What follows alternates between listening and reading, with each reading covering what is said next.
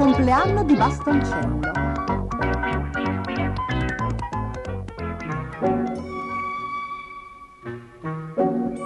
In una chiara notte estiva, mentre giù al bosco intricato tutti gli animali dormivano profondamente, nonna Nodo scese in punta di piedi le scale e in camicia da notte entrò in cucina, accese una candela e cominciò a scrivere degli inviti per una festa specialissima. Quando al mattino Bastoncello si svegliò, trovò ai piedi del letto Abigaille con un gran sorriso sul viso. «Buon compleanno!» esclamò la ragnetta magica dandogli un bacino da ragno sul naso. «Oh, grazie Abigaille!» rispose lui guardandosi allo specchio. «Ti pare che sia cresciuto?» Abigaille ridacchiò. «Forse un pochino. Guarda, ti ho portato un regalo. Spero che ti piaccia.» «Grazie Abigaille!» disse Bastoncello scartando il pacchettino. «Cos'è?» «È una sciarpa!» «Ma è così piccola!» «Beh, sì, mi è capitato un incidente», cominciò Abigaille. «Avevo fatto una sciarpa proprio lunga, ma era troppo stretta. Allora ho fatto una magia per renderla più larga. E invece si è ritirata a misura di ragno.» «Non importa, è il pensiero che conta. Vuol dire che la porterei tu.» E così fu. Intanto anche nonna Nodo aveva preparato la sua sorpresa. Uscì di soppiatto di casa e mise una busta nella cassetta delle lettere. Poi bussò alla porta e si nascose dietro un albero. «Oh bella!» si stupì Bastoncello prendendo la lettera. «È indirizzata a me!» Strappò la busta e cominciò a leggere. «Caro Bastoncello, ti ho preparato una bella sorpresa per il tuo compleanno, ma per trovarla dovrai seguire le istruzioni. Con tanto affetto, nonna Nodo.» Bastoncello girò il foglio e lì c'era la prima indicazione. «Cerca qualcuno d'inconcludente che senza occhiali non vede niente.» «Ah, io lo so chi è!» esclamò Bastoncello. «Si tratta sicuramente della talpa pasticciona.» E Bastoncello si addentrò correndo nel bosco intricato, mentre nonna Nodo lo spiava da dietro l'albero. «Beh, il mio piano ha funzionato», ridacchiò. «Ora posso lavorare in pace.» Presto Bastoncello e Abigaille arrivarono alla tana della talpa pasticciona e bussarono con impazienza alla porta. «Vengo, vengo! Cos'è questa fretta?» esclamò una voce da sottoterra. Che bisogno c'è di fare tanto fracasso? Avevo sentito.» Pasticciona aprì la porta e inciampò sulla soglia, picchiando il naso per terra. Accidenti, brontolò. «È la 10ª volta oggi.» Si alzò in piedi scuotendosi la terra di dosso. «Allora, che posso fare per voi?» «Sai niente degli indovinelli di nonna Nodo per farmi trovare la sorpresa di compleanno?»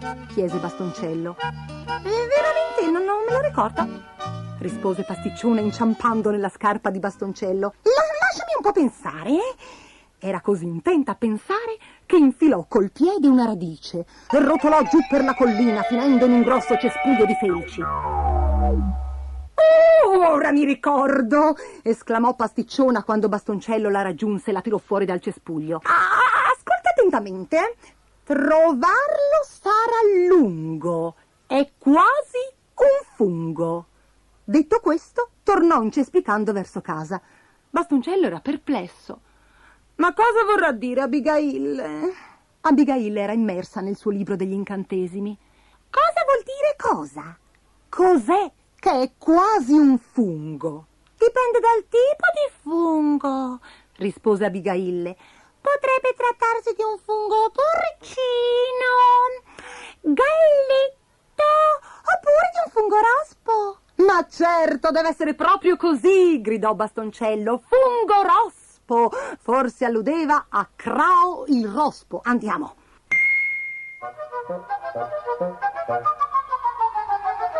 Dopo aver ringraziato la talpa pasticciona, Bastoncello corse allo stagno fangoso, dove trovò Crao il rospo seduto su un enorme giglio acquatico. Ciao, Crao! Lo interruppe Crao. Vedi, quella libellula seduta su quel giunco laggiù? Sì, Sussurrò Abigail. deve essere deliziosa. È tutto il giorno che le faccio la posta. Spiegò Crao. E credo che ora si sia addormentata. Vuoi che Abigail ti aiuti? Chiese Bastoncello. Sa acchiappare tutti i tipi di insetti. La libellula però spettava Crao e fu lui che balzò sulla sua preda. Ma questa prese pigramente il volo e Crao il rospo cadde a bocca aperta nello stagno fangoso. Stai bene, Crao? Chiese Bastoncello. Il rospo riemerse tossendo e sputacchiando, con un giglio verde spiaccicato sulla testa. Certo che sto bene, Rispose piccato Crao. è stato anche uno dei miei tentativi migliori. Bastoncello l'aiutò a uscire dall'acqua e gli chiese se sapesse qual era la prossima indicazione. Certo, Rispose Crao asciugandosi con una foglia di quercia. di notte invece che vegliare non fa che sbadigliare. Ah, non può trattarsi che di quel dormiglione del vecchio gufo Otwit. E corsero via verso il secolare albero dove il vecchio gufo Otwit dormiva saporitamente sulla sua sedia a dondolo. Ciao, Otwit, scusa se ti disturbo. Il gufo aprì un occhio, mezzo addormentato. Salve, Bastoncello. È stata bella la festa? Quale festa? Chiese Bastoncello. Oh, povero me, disse mortificato Otwit. Aspetta, ho qualcosa per te da parte di nonna Nodo. Il vecchio gufo Otwit scomparve nel cavo dell'albero e ritornò con una grossa busta. Bastoncello l'aprì velocemente e ci trovò un invito per la festa del suo compleanno. Abigail, guarda, eccola la mia sorpresa. La nonna ha organizzato una festa per me. Presto, andiamo a casa. Bastoncello tornò di gran carriera alla casa albero e corse in cucina. Sorpresa, sorpresa! Gridarono tutti i suoi amici. Con grande delizia di Bastoncello, nonna Nodo aveva preparato un rinfresco speciale e aveva fatto un sacco di inviti. C'era Ugo il depresso, Crao il rospo, e la talpa pasticciona. Il signor Inganni suonava della musichetta allegra sul suo trombafono fatto in casa e l'uomo fungo cantava. Nonna Nodo accese le candeline sulla torta, ma era così alta che Bastoncello dovette arrampicarsi su uno sgabello per spegnerle. Proprio in quel momento si sentì bussare alla porta. E indovinate chi era? Proprio quel dormiglione del vecchio gufo Otwit. Salute a tutti. Sbadigliò. Mi dispiace di essere in ritardo, ma devo essermi appisolato mentre mi preparavo per la festa. Sei arrivato proprio in tempo per mangiare una fetta di torta, rise Bastoncello. Lo fece sedere vicino a nonna Nodo e tutti intonarono la canzone di buon compleanno. C'erano proprio tutti, perfino gli amici di Abigail. E tutti furono d'accordo nel dire che era stata la più bella festa di compleanno del bosco intricato.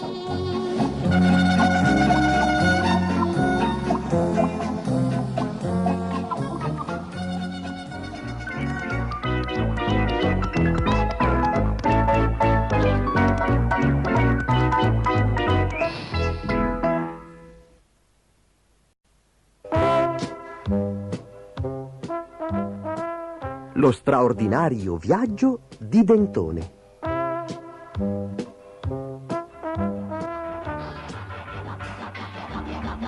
Dentone non aveva mai avuto tanta paura in vita sua. I topi lunari e i folletti lo avevano catturato e lo trascinavano al cospetto del loro re canzonandolo, tutto perché lui era venuto sull'alone in cerca di un po' di formaggio. lo scaraventarono a terra davanti al re. Vi prego, lasciatemi andare, frignava Dentone. Blob, trudak nak dof, disse il re. Gli giuro che non tornerò mai più. Nick trap dik don? Chiese il re. Ma non c'era verso. Dentone non capiva un H.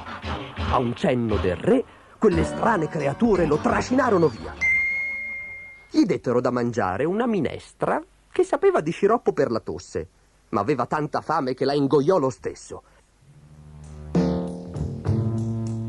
Poi lo misero a lavorare in una miniera di smeraldi, umida e buia, in cerca di gemme preziose per compiacere l'ambizioso re. Bisogna che trovi il modo di scappare, pensò Dentone. La sera lo rinchiusero in uno squallido stanzino pieno di attrezzi per riparare le macchine della miniera. Si sentiva così infelice che non riusciva a chiudere occhio. A un tratto, guardando le macchine e gli arnesi, gli venne un'idea. Dunque, mi ci vorrà un po' di questo, un pezzo di quello, del filo metallico, un motore. Dentone lavorò tutta la notte e all'alba era pronto. Aveva costruito un robot che lo avrebbe aiutato a fuggire. Al mattino, quando gli alieni vennero a prenderlo, Dentone mise in moto il robot. L'automa si slanciò verso di loro, distribuendo pugni e pizzichi metallici. Gli alieni fuggirono terrorizzati tra strilli e squittini. Dentone approfittò della confusione, afferrò un sacchetto di smeraldi e corse via come il vento. Così impareranno. Dentone corse a perdifiato e quando finalmente si fermò, si accorse con orrore di essersi perduto. Non riusciva a ricordarsi la strada per tornare all'astronave. La memoria l'aveva tradito ancora una volta. Procedeva tristemente e non si accorse che alcune pietre preziose gli erano cadute da un buco del sacchetto. Squawk! Squawk! D'improvviso uno strano uccello metallico si precipitò giù a beccare le gemme. Buone, croccanti! Mai mangiato simili leccornie! Ehi tu, che faccia triste! Qualcosa non va? Dentone gli parlò dell'astronave. Tutto qui? Gracchiò l'uccello. Proprio ieri ho sorvolato un'astronave. Dammi il resto dei gioielli e che ci porto io. Dentone dovette acconsentire. Finalmente giunsero nei pressi dell'astronave e Dentone ringraziò l'uccello per il suo aiuto. Poi, guardandosi intorno, vide su una collina migliaia di stranissime piante. Cosa sono? Chiese. Piante di formaggio, naturalmente. Tutti sanno che sulla Luna crescono le piante di formaggio. Dentone non stava in sé dalla gioia. Il suo viaggio non era stato inutile, dopo tutto. Aiutato dall'uccello, stipò l'astronave fino a farla quasi scoppiare. Chissà che faccia avrebbero fatto i suoi amici. Ringraziando nuovamente il volatile, iniziò il lungo viaggio di ritorno. Gli amici lo accolsero come un eroe. Poi ballarono, cantarono e si rimpinzarono di quel delizioso formaggio lunare. Tranne Dentone. Anche lui ballava e prendeva parte all'allegria generale, ma stranamente, dopo quel lungo viaggio, aveva perso ogni voglia di mangiare formaggio.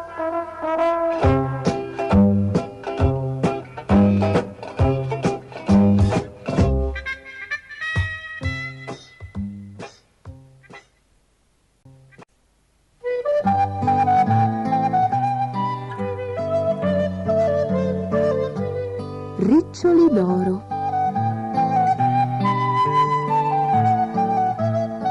C'era una volta una bambina che abitava in una casa vicino a un grande bosco. I suoi capelli erano così lucidi, biondi e riccioluti che la gente la chiamava Riccioli d'oro. Ogni giorno la bambina giocava in giardino e ogni giorno la mamma le ripeteva: non andare nel bosco. Ma Riccioli d'oro si fermava spesso sul limitare del bosco a curiosare fra gli alberi, perché di lì arrivavano profumi deliziosi, strani rumori e si intravedevano fiori meravigliosi. Una mattina dopo colazione, Riccioli d'Oro non poté resistere alla tentazione di inoltrarsi nel bosco. Camminò per un po' cogliendo un mazzolino di campanule, poi corse dietro a uno scoiattolo rosso. Quando volle tornare indietro, però, non riuscì più a trovare la strada.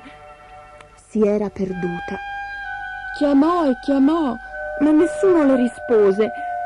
Cominciò a piangere finché arrivò a una radura dove vide una casetta con un basso tetto di stoppie.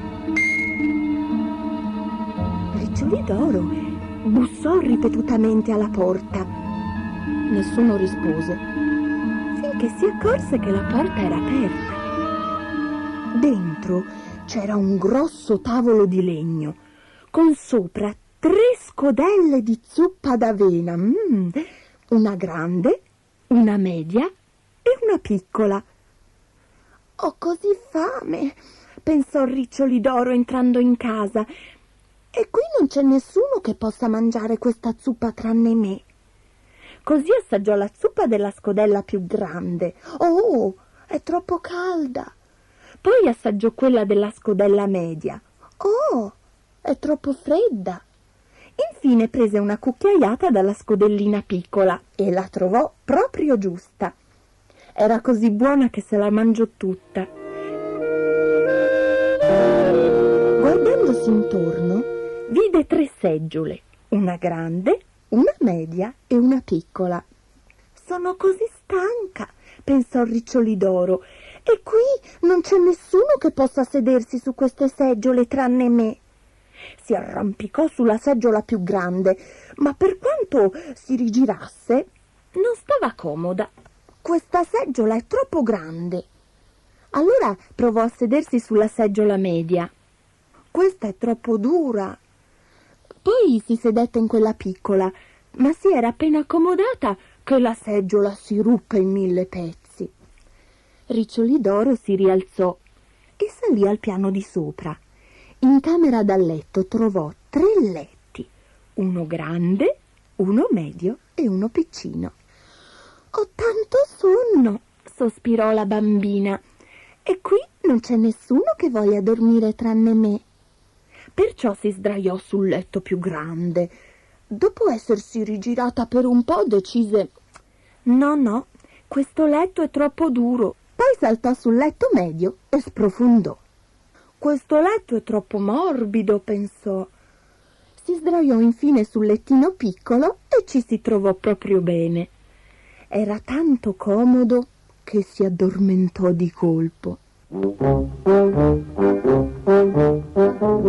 Intanto la famiglia che abitava nella casetta tornò dalla sua passeggiata nel bosco. Erano Babbo Orso, Mamma Orsa e Orsetto.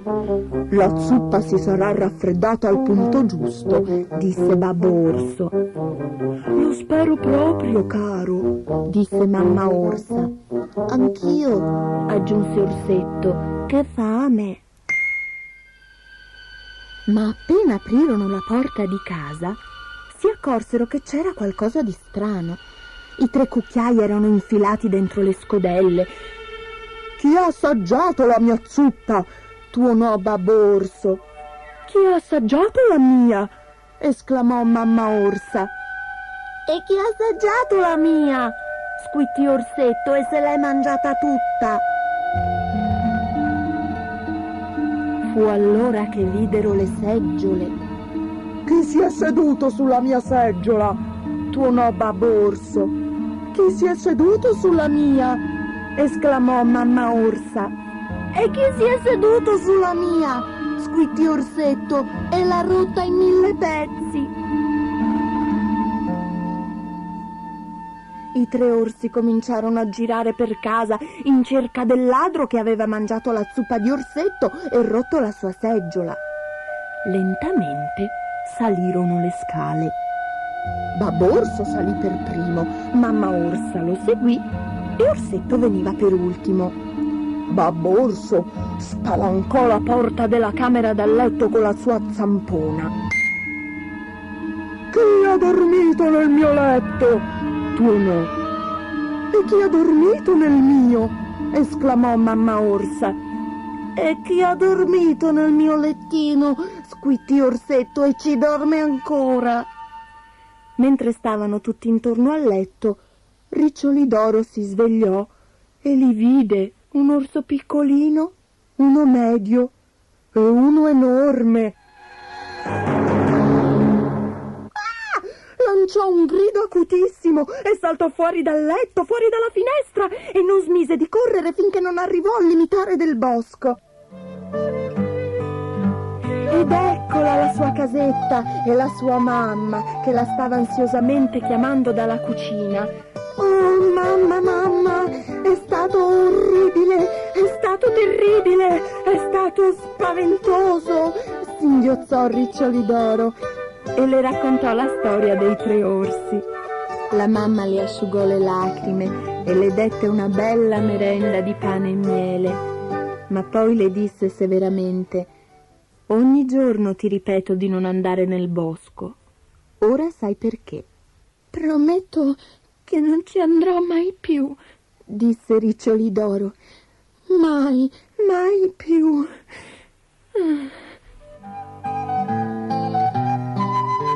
La bambina sospirò, sorrise alla mamma e poi si mangiò 3 fette di pane e miele, una grossa, una media e una piccola.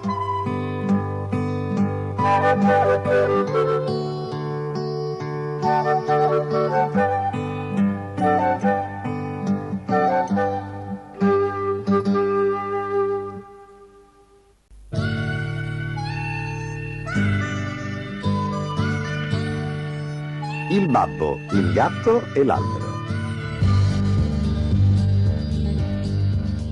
Una mattina un gatto sventato sull'albero restò intrappolato. Il babbo disse: andrò lassù, ve lo porto subito giù.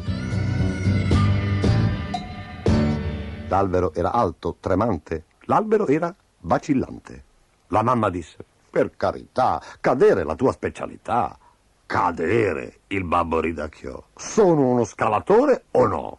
È un gioco da bambini per me, salvatore di gattini. Nel portar fuori la scala finì che scivolò e in un letto di fiori, attonito, atterrò. Non importa, bofonchiò, e nervosamente si spazzolò i capelli e il viso con un forzato sorriso. Proveremo il piano B, in un attimo ve lo porto qui. Mamma disse: per piacere, non sei stufo di cadere? Disse il babbo: cadere ancora? Come si permette, signora? Salì su un ramo traditore che si spezzò con un secco rumore. Il babbo sventurato atterrò e sulla schiena sdraiato restò.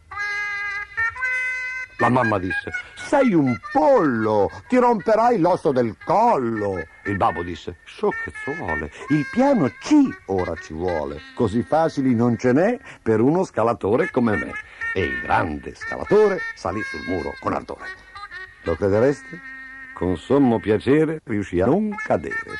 Fece un bel balzo felino e nell'incavo dell'albero il tapino atterrò preciso, di piatto, proprio giusto sul gatto. Il gatto come Tarzan miagolò e a terra rapido schizzò, felice, contento, beato, grato di essersi salvato.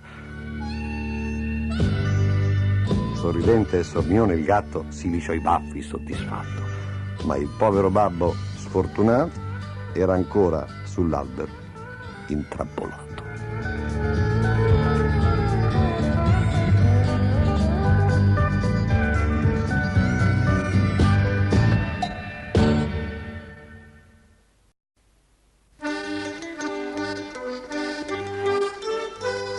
La bandiera fatata.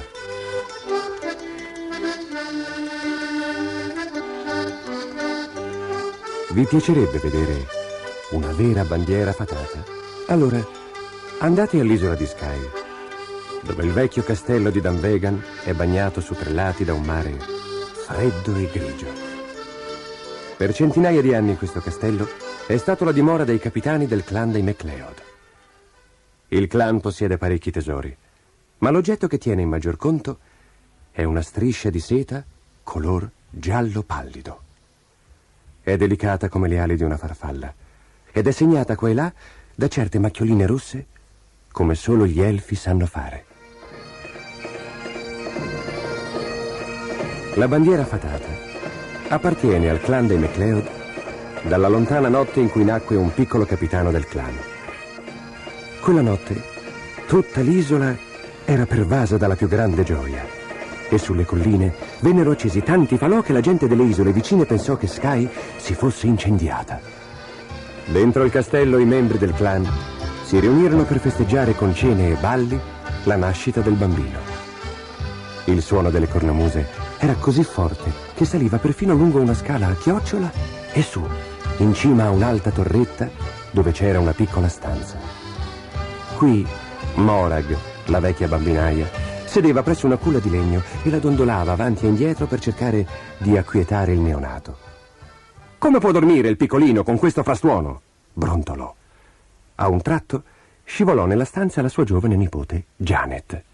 «Oh, zietta!» bisbigliò. «È così eccitante! Devi andare giù a dare un'occhiata!» Morag la guardò indignata. «Cosa? Lasciare l'erede dei MacLeod solo e senza protezione?» Ma Janet ribatté. «Il bambino non rimarrà solo. Mi siederò qui e lo curerò io, mentre tu non ci sei.» La vecchia Morag esitava. «Bene», disse infine, «probabilmente non vivrò tanto da vedere un'altra notte come questa. Ma chiamami se il bambino si sveglia, chiamami immediatamente.» Janet si sedette e prese a dondolare la culla con garbo, battendo un piede al ritmo della musica, ma non si accorse che lo scialle col quale Morag aveva accuratamente coperto la culla era scivolato sul pavimento di pietra. Sentendo freddo, il piccolo cominciò a piangere e Janet non riusciva a calmarlo. Il pianto del bimbo si fece sempre più forte e Janet si affacciò sulla scala a chiocciola per chiamare Morag, ma la musica copriva la sua voce. Allora, lasciando la porta socchiusa, corse giù per le scale a cercare la vecchia bambinaia. Proprio in quel momento, una fata e una sua amica, che stavano passando in fretta davanti al castello, udirono il pianto e si fermarono. «Hai sentito?» chiese la fata tutta arrabbiata. «Il piccolo erede dei MacLeod sta piangendo e non c'è nessuno che si curi di lui.» Gettò un'occhiata alla torretta e i suoi occhi penetranti scorsero subito la finestrella illuminata. «Senti, credo di riuscire a infilarmi là dentro. Tu aspettami sul davanzale.» Le due fate volarono alla finestra e capirono subito perché il bambino piangeva, vedendo che lo scialle non era sulla culla, ma per terra. «Povero piccino», esclamò la fata, «col vento freddo che soffia dal lago. Ma io ho proprio quel che ci vuole per scaldarti.» Sgusciò nella stanza e si avvicinò alla culla. Srotolò da intorno alla cintura una striscia di seta gialla e prese delicatamente in braccio il bambino, ve lo avvolse. «Ma quella è la nostra bandiera fatata!» esclamò l'amica dal davanzale. «E con questo noi possiamo tesserne un'altra. Zitta ora, mentre gli canto la ninna nanna.» E facendo dondolare piano piano la culla col piede, cantò: «La tua vita sarà sicura, la salvezza è tra queste mura finché sventola il drappo fatato che le fate ti han regalato. Ora dormi, bel bambino, fai la nanna, piccolino.» Proprio mentre l'ultima nota svaniva nell'aria, la vecchia Morag rientrò nella stanza. «Povera me!» ansimò. Chi siete?» Poi vide con terrore il cappello a punta della fata, le scarpette violette come l'erica e la striscia di seta gialla che avvolgeva il bimbo addormentato. Avanzò di un passo per strapparla via, ma la fata la fermò. «No, Morag, la bandiera non gli farà del male. È più calda della più spessa coperta e inoltre lo proteggerà da ogni pericolo.» Morag ascoltò senza fiato la fata che le descriveva i magici poteri della bandiera. «Salverà l'erede dei MacLeod nel momento di maggior pericolo. Ma attenzione, dovrà essere usata con parsimonia. Questa bandiera potrà sventolare solo 3 volte. Poi le fate la reclameranno. La fata si mosse silenziosamente verso la finestra e ripeté: 3 volte sole. Ricordati, Morag, di riferire ai MacLeod le mie parole. Detto questo, fece per andarsene. Ma Morag le gridò: e la ninna nanna? Non volete insegnarmi la ninna nanna? Lo farò, Morag, rispose la fata. E ogni volta che canterai, il bambino si addormenterà subito. E la fata cantò ancora una volta la ninna nanna, prima di sparire nella notte. Per un po' Morag rimase sbalordita a fissare il punto in cui la fata era scomparsa, ma non vide altro che la luna. E al posto della voce di lei udì solo il suono delle cornamuse. Vieni, piccolo dolce erede, disse infine prendendo teneramente il bimbo in braccio. I tuoi orgogliosi genitori e tutti i tuoi parenti devono vedere ciò che la fata ti ha donato. Gli uomini del clan si meravigliarono molto nell'udire la storia di Morag. Poi il capo del clan levò in alto il suo minuscolo figlio affinché tutti lo ammirassero e giurò solennemente di custodire nel castello la bandiera fatata come il più grande dei tesori. E che fosse realmente un gran tesoro lo si poté vedere quando la profezia della fata si avverò.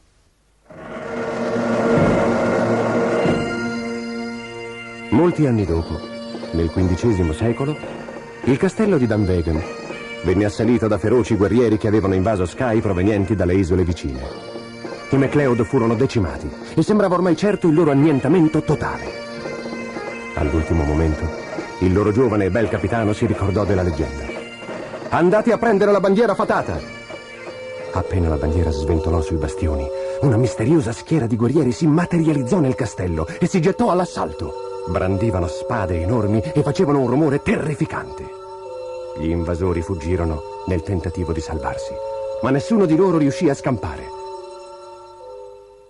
Alla fine, lasciando i MacLeod vittoriosi sul campo, i guerrieri si dissolsero nell'aria.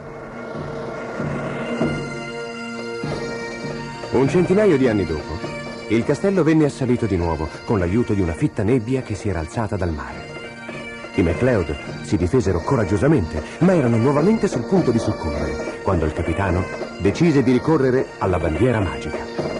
Fu allora che la grigia nebbia si trasformò in file e file di guerrieri che combatterono come demoni fino alla vittoria. Ma quando il giovane capitano MacLeod volle ringraziarli, svanirono nella nebbia.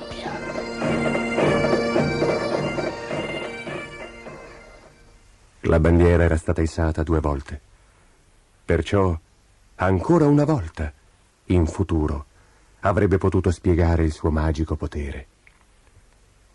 Per questo, oggi la bandiera magica viene conservata come un tesoro nel vecchio castello di Dunvegan, mentre le fate, nei loro nascondigli segreti, la aspettano pazientemente.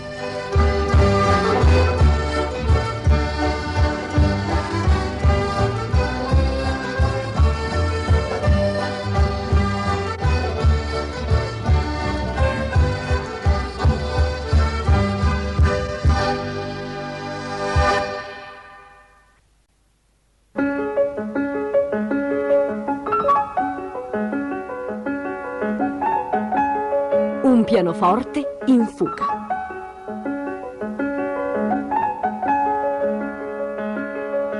C'erano tante di quelle cose nel negozio di rigattiere del signor Robivecchi che neanche lui si ricordava più cosa ci fosse. Tavoli dalle gambe buffissime, seggiole traballanti, letti con le molle rotte e un mucchio di altri oggetti inutili. Che confusione! Brontolava la signora Robivecchi. Perché non butti via qualcosa? Va bene, cara, lo farò, bofonchiava lui, ma non lo faceva mai. In un angolo scuro e polveroso, dietro una porta, c'era un vecchio pianoforte. Un tempo apparteneva a un famoso pianista e il suo nome vi era stato impresso a lettere dorate, Trumpelmetzel. Ma col tempo le lettere si erano scolorite ed era rimasto visibile solo Trumpel. Adesso nessuno suonava più Trumpel, solo Baffo Grigio, un topino che correva sui tasti di notte. E nessuno ascoltava più la musica di Trumpel, eccetto Jumbo, l'elefante bianco di legno con una sola zanna che stava accanto al pianoforte in quell'angolino buio. Gli piaceva moltissimo ascoltare Trumpel quando Baffo Grigio correva sui tasti. Che musica meravigliosa, diceva. Ti prego, Trumpel, facci sentire ancora qualcosa. Un giorno la signora Robivecchi gridò di nuovo al marito. Insomma, deciditi a disfarti di tutta questa robaccia. Quel vecchio pianoforte, per esempio, potremmo tagliarlo e usarlo come legna per il fuoco. E guarda quell'orribile elefante con una zanna sola. Credo che tu abbia ragione, cara, sospirò il signor Robivecchi. Pare proprio che nessuno apprezzi più certe cose oggi. Vedrò domani cosa posso fare. Quella sera, mentre i pallidi raggi della luna illuminavano il negozio del signor Robivecchi, Baffo Grigio uscì dalla tana per scorazzare sui tasti d'avorio del piano. Ma quella sera il piano emetteva dei suoni molto tristi. Cos'è che non va, Trumpel? Chiese Baffo Grigio. Non hai sentito cosa ha detto il signor Robivecchi? Gemette Trumpel. Domani mi taglieranno a pezzi per accendere il fuoco. E perché non scappi? E come faccio? Ho le gambe ma non so muoverle. Trumpel cominciò a piangere. Oh, magari potessi aiutarti, barrì Jumbo. Gli elefanti veri sono così forti. Oh, se mi potessi muovere. La luna intanto era salita nel cielo e ora illuminava in pieno l'elefantino bianco. E in quel magico chiarore accadde una cosa meravigliosa. Guarda, guarda! Jumbo si è mosso, sono sicuro che si è mosso! Squittì Baffo Grigio con grande eccitazione. È vero! Esclamò Jumbo. Ma dobbiamo fare presto! Sono certo che questa magia funziona solo ai raggi della luna, perciò non durerà molto. Jumbo cominciò a spingere e il pianoforte si mosse, prima lentamente, poi sempre più in fretta, finché con un tremendo crash sfondò la porta a vetri e atterrò nella strada. Oh no! Disse piano Trumpel. Che disastro, Jumbo! È meglio che scappi finché puoi. Proprio in quel momento la luna scomparve dietro una nuvola. Ecco, disse Jumbo, lo sapevo che questa magia non durava. Adesso non mi posso più muovere. Si accese qualche luce nelle case e nei negozi vicini e la gente si riversò per la strada. Anche il signor Robivecchi corse giù per le scale a vedere cos'era successo. Ma come avrà fatto il piano ad arrivare fin qui? Esclamò strofinandosi gli occhi. E anche l'elefante. Con l'aiuto dei vicini riportò i fuggitivi nel negozio. Poi, ancora sbalordito, se ne tornò a letto. Il mattino seguente, il racconto degli strani avvenimenti della notte fece il giro della città. Un tizio raccontò a un altro che il signor Robivecchi aveva subito un tentativo di furto e un altro concluse che nel negozio ci dovevano essere delle preziose antichità. Quando la signora Robivecchi sentì questi discorsi, confermò furbescamente: «Certo, è proprio vero, abbiamo degli oggetti di inestimabile valore». Da quel momento la gente cominciò a entrare numerosa nel negozio, prima una persona o due, poi gruppetti di 3 o 4 per dare almeno un'occhiata alle preziose antichità del signor Robivecchi. Dopo un po' non era rimasto quasi più niente da buttare via o da tagliare a pezzi. Malgrado ciò, nessuno voleva comprare il vecchio pianoforte né l'elefante con una zanna sola. Un giorno, mentre i signori Robivecchi stavano per chiudere il negozio, entrò di corsa un giovanotto. «In che cosa posso servirla, giovanotto?» chiese il signor Robivecchi. Conosceva il giovane, era uno studente di musica che viveva in una stanzetta in fondo alla strada. «Mi hanno detto che ha un pianoforte da vendere», disse il giovane. «Ce l'ha ancora? Posso vederlo?» Mio marito le farà un ottimo prezzo, disse la signora Robivecchi in fretta, se comprerà anche l'elefante. Il giovane esitò. Non era sicuro che ci fosse posto nella sua stanzetta per un pianoforte e un elefante. Fece scorrere pensosamente le dita sulla tastiera di trompe. Mi piace il suono che ha. Poi guardò l'elefante bianco. Va bene, disse. L'elefante e il piano li compro, affare fatto. Giumbo era felicissimo, e anche Trumpel, e all'interno del pianoforte Baffo Grigio fece un balletto di gioia, perché non voleva separarsi dai suoi amici. Vedrà che non rimpiangerà l'acquisto, giovanotto, disse il signor Robivecchi. Questo piano apparteneva a un famoso pianista e sono sicuro che aiuterà anche lei a diventare famoso. E volete proprio saperlo? Successe esattamente così.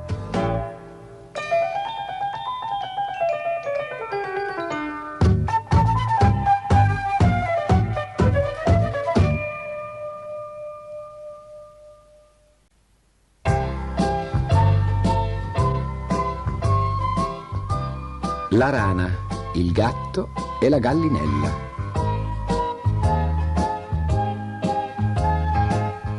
La rana, il gatto e la gallinella vivevano insieme in una comoda casetta di legno dietro l'aia. Era ordinata e pulita, ma non certo per merito della rana o del gatto. La gallinella faceva tutto il lavoro, mentre loro due oziavano pigramente a letto. Puliva la casa, accendeva il fuoco, faceva il bucato e cucinava. «Perché non vi alzate?» gridò una mattina. «Il tempo è bellissimo, potreste imbiancare la casa, o spaccare la legna, o aggiustare il cancello». Ma la rana si limitò a girarsi nel letto e a ficcare la testa sotto le coperte. E il gatto disse: «Io vorrei dormire, ma come faccio se tu non smetti di scoccodare?»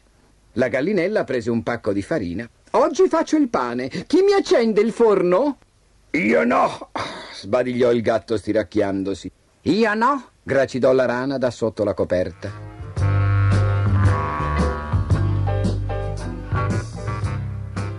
E la gallinella andò a prendere la legna in cortile e accese la stufa, poi si lavò ben bene le penne nell'acquaio. «Chi mi aiuta a impastare? È facile, basta tirare la pasta e ripiegarla e sbatterla come faccio io». «Io no», sbottò il gatto, «sembra proprio un lavoro faticoso». «Io no», brontolò la rana, «non ho capito come si fa».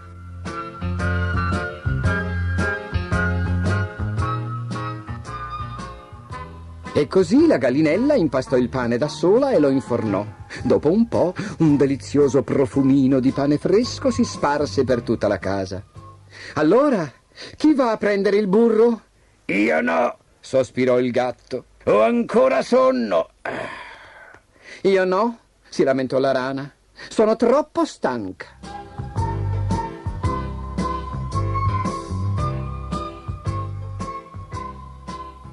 E così la gallinella andò fino alla latteria a prendere dalla mucca del buon burro giallo. Poi tornò a casa. «Chi mi aiuta a tagliare il pane?» chiese appoggiando la pagnotta fresca sul tavolo. «Mi fa male una zampa», gemette il gatto. «Mi potrei tagliare», si lagnò la rana. «E chi mi aiuta a mangiare il pane?» «Io», gridò il gatto saltando giù dalla scala. «Anch'io», strillò la rana saltando fuori dal letto. «Oh no, vi prego, non disturbatevi», esclamò la gallinella, e mettendosi la pagnotta e il burro sotto l'ala corse fuori di casa e si infilò nel granaio e si mangiò tutto il pane e tutto il burro da sola.